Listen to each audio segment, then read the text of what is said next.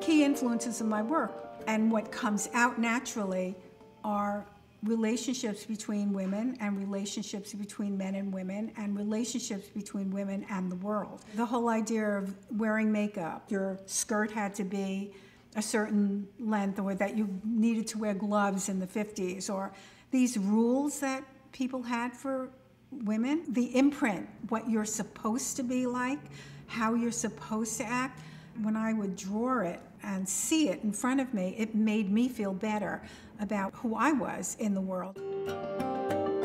Living in New York was exciting, is exciting, it's always been exciting. There's an energy field here that I feel in me that's exciting. And so I bring that into my work, and my work brings it out when I go out. I've never really had a separation between my life and my work. Because I didn't have a job, how society saw me as a woman was very different than how they saw a secretary or somebody, a nurse, a teacher, or somebody who was married. And so I never really fit in. I was working, but it was how I was working that society couldn't quite understand. One of the things that I used to like to do is that if somebody came over to my house, I would like to do a project together or do something.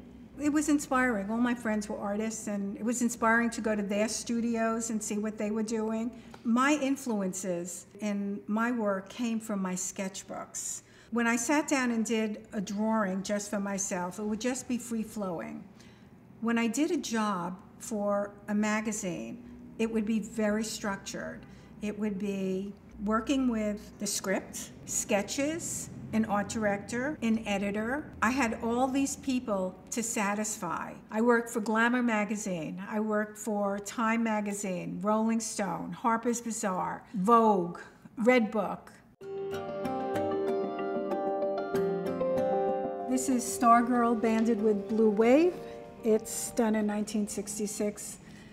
It's a silkscreen done for a shop called Scarabaeus, commissioned by George Bailarian. And my idea here was to have a strong woman looking at you directly, and I wanted to put the woman on a more of a pedestal, and just the whole idea of like being powerful and being part of the universe. And the border is just as important to me as the woman. So she is part of the world of the piece, not just a single person. And I love the colors. I did it in a black line and then gave it to a silkscreen person, the artwork, and told them what colors went where with color chips, and that's how they got the color. So I already knew what I wanted for the color.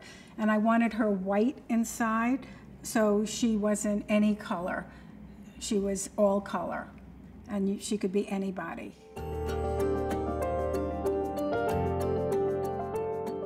In the early 70s, I created a series called Woman Girls. Whether you were 50, 60, 70, people called you a girl. It was sort of thinking about women and the hard work that they are doing all the time to kind of make themselves present. My first show with the Woman Girl series was around 1972. Was at the Corridor Gallery on Prince Street when Soho was just bubbling and just coming up, and we put the posters up all over, and people took them down.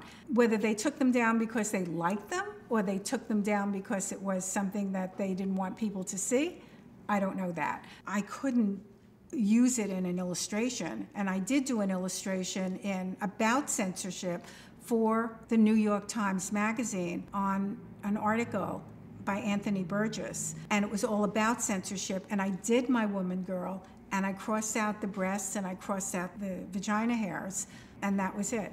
People thought that somebody actually censored my work. One day I was sitting at my drawing table and I get a call from Rolling Stone. The art director said, "Barbara, we want a portrait of John Lennon. I like your simple style." And it was 8 years after John Lennon was assassinated. The line quality is what they wanted. So he said, one caveat, Yoko Ono has to approve it. What I decided to do, and thinking about John Lennon, he got killed in a violent manner. He's now in the cosmos. So I took blue for the sky and red for the violence and merged them together to purple, left the whole side of this, his head open because he was no longer here, made him older, and she loved it.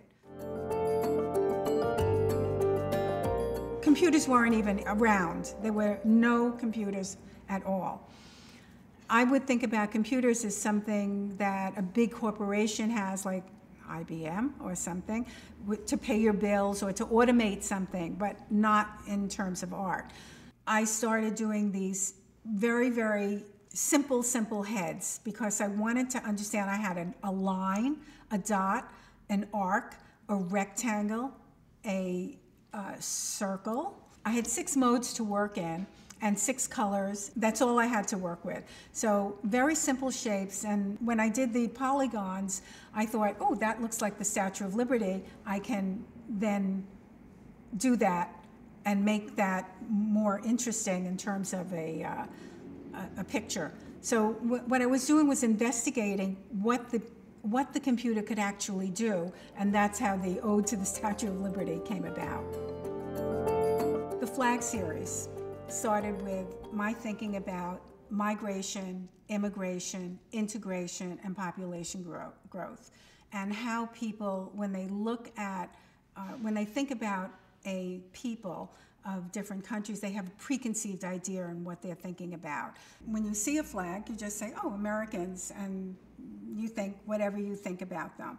And then when you walk up to the flag, the flag disappears, and you get to see the drawings, and you get to see that people are doing everyday life things. I just wanted to break the whole preconception of what people think and express that.